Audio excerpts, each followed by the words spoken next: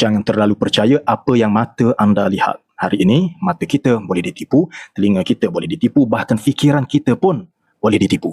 Selamat datang ke zaman AI. Hari ini, gambar palsu boleh kelihatan benar, suara palsu boleh kedengaran seperti suara manusia sebenar, bahkan video boleh diolah untuk membuatkan seseorang yang tidak pernah berkata sesuatu seolah-olah benar-benar mengatakannya. Dan masalah paling besar bukan AI. Masalahnya ialah manusia yang terlalu mudah percaya, terlalu mudah terpedaya.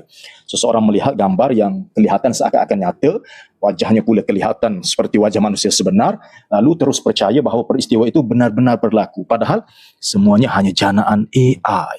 Akhirnya sesuatu yang palsu menjadi fitnah, maruah seseorang tercalar, maruahnya rosak, dan yang menyebarkannya langsung tidak pernah menyedari bahawa dia sedang menyebarkan pembohongan. Tulisan pun sama.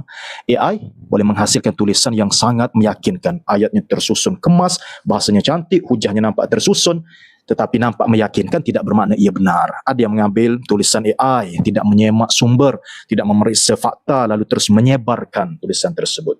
Kesannya, maklumat yang salah menjadi viral. Yang tidak pasti dianggap pasti, yang palsu dianggap benar, dan yang paling membimbangkan, ada orang yang bertanya hukum agama kepada AI, kemudian menganggap jawapan AI sebagai fatwa muktamad. Sedangkan AI tidak menggantikan ulama. Ilmu agama bukan sekadar mencari jawapan di skrin, ia memerlukan penguasaan ilmu, huraian guru, sanad keilmuan, kefahaman terhadap teks dan konteks, serta kemampuan menilai sesuatu masalah secara menyeluruh. Namun, hari ini ada yang sanggup menolak pandangan ahli agama yang bertahun-tahun menuntut ilmu hanya kerana jawapan AI kedengaran lebih meyakinkan mungkin, lebih mudah, lebih difahami katanya. Lah, jangan sampai kita terlalu percaya kepada mesin berbanding orang-orang yang benar-benar berilmu. Teknologi akan terus berkembang. AI akan menjadi semakin canggih, dan semakin canggih AI, semakin penting kemampuan kita untuk berfikir, menyemak dan mempersoalkan sesebuah fakta yang dihidang di depan mata kita. Jangan kita menjadi manusia yang ditipu oleh apa yang kelihatan nyata. Kenali janaan AI, suatu kemahiran yang penting pada zaman sekarang.